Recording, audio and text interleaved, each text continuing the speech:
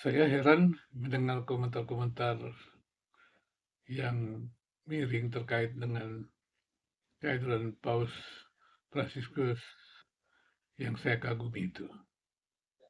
Bagi saya kehadiran Paus Fransiskus adalah kesadaran apa adanya beliau dan juga respon masyarakat dan juga untuk Indonesia sendiri, toleransi dan juga kerjasama agama itu terlihat sekali dengan kehadiran Paus Fransiskus.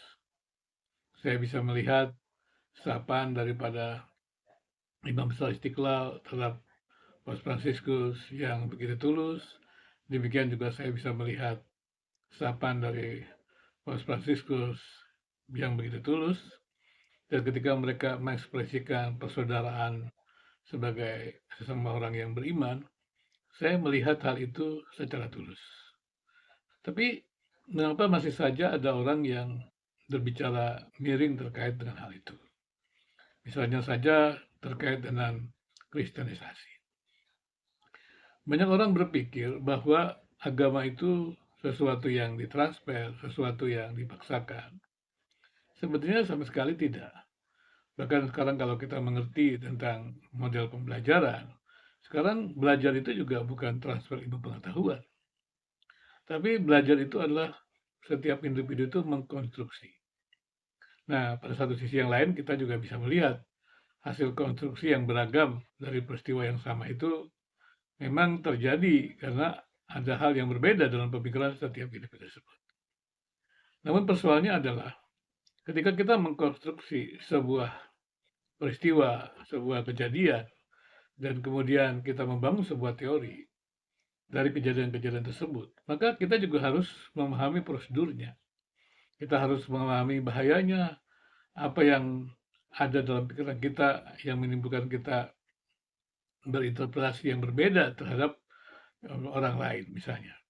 Kemudian kita juga mesti belajar melihat realitas itu secara apa adanya. Kemudian juga bisa merubah konstruksi pikiran kita yang sudah ada.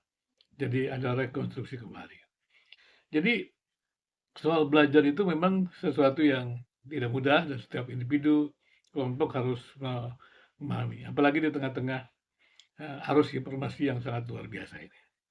Tapi singkatnya saya ingin mengatakan bahwa kehadiran Paus Fransiskus itu sangat memesona. Dan juga saya melihat juga bahwa kemanusiaan yang ditampilkan yang menggugah kita semua dan juga menggugah orang lain yang memberikan respon terhadap kehadiran Paus ini, bagi saya menjadi sesuatu yang penting sekali bagi kita semua umat yang beriman, umat yang beragama. Supaya kita beragama itu adalah dengan ketulusan, dengan kemurnian, hanya untuk kemuliaan agama itu. Bukan untuk kepentingan individu, kepentingan pribadi kita, atau kepentingan yang lain. Tapi harusnya kepentingan agama.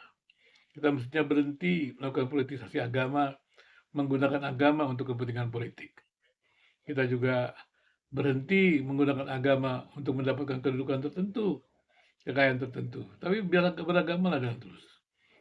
Seorang yang beriman itu bergantung kepada Yang Maha Kuasa. Maka tak ada yang dibanggakan daripada seorang yang beriman itu. Kecuali hanya mengharapkan pertolongan, kasih dari Yang Maha Kuasa itu, Sang Pencipta itu.